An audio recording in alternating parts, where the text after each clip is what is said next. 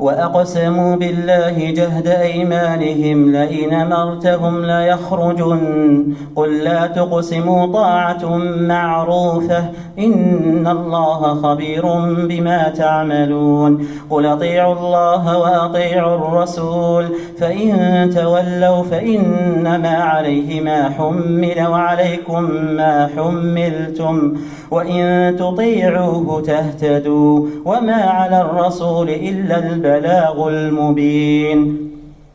وعد الله الذين آمنوا منكم وعملوا الصالحات ليستخلفنهم في الأرض كما استخلف الذين من قبلهم وليمكنن لهم دينهم الذي ارتضى لهم وليبدلنهم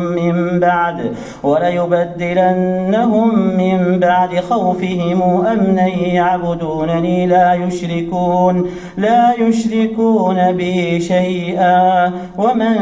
كفر بعد ذلك فأولئك هم الفاسقون وأقيموا الصلاة وآتوا الزكاة وأطيعوا الرسول لعلكم ترحمون لا تحسبن الذين كفروا معجزين في الأرض ومأواهم النار ولبئس المصير يا أيها الذين آمنوا ليستأذنكم الذين ملكت أيمانكم والذين لم يبلغوا الحلم منكم 3 مرات من قبل صلاة الفجر وحين تضعون ثيابكم من الظهيرة ومن بعد صلاة العشاء 3 عورات لكم ليس عليكم ولا عليهم جناح بعدهن طوافون عليكم بعضكم على بعض كذلك يبين الله لكم الآيات والله عليم حكيم وإذا بلغ الأطفال منكم الحلم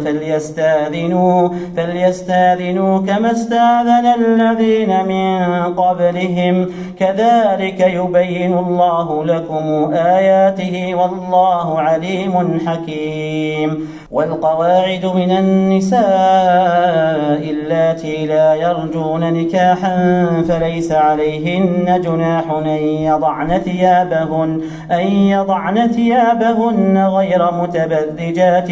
بزينة وأن يستعففن خير لهن والله سميع عليم ليس على الأعمى حرج ولا على الأعرج حرج ولا على المريض حرج ولا على أنفسكم أن تأكلوا من بيوتكم أو بيوت آبائكم أو بيوت أمهاتكم أو بيوت إخوانكم أو بيوت أخواتكم أو بيوت أعمامكم أو بيوت عماتكم أو بيوت أخوالكم أو بيوت خالاتكم أو ما ملكتم مفاتحه أو صديقكم ليس عليكم جناح أن تأكلوا جميعا واشتاتا فإذا دخلتم بيوتا فسلموا على أنفسكم تحية من عند الله مباركة طيبة كذلك يبين الله لكم الآيات لعلكم تعقلون إنما المؤمنون الذين آمنوا بالله ورسوله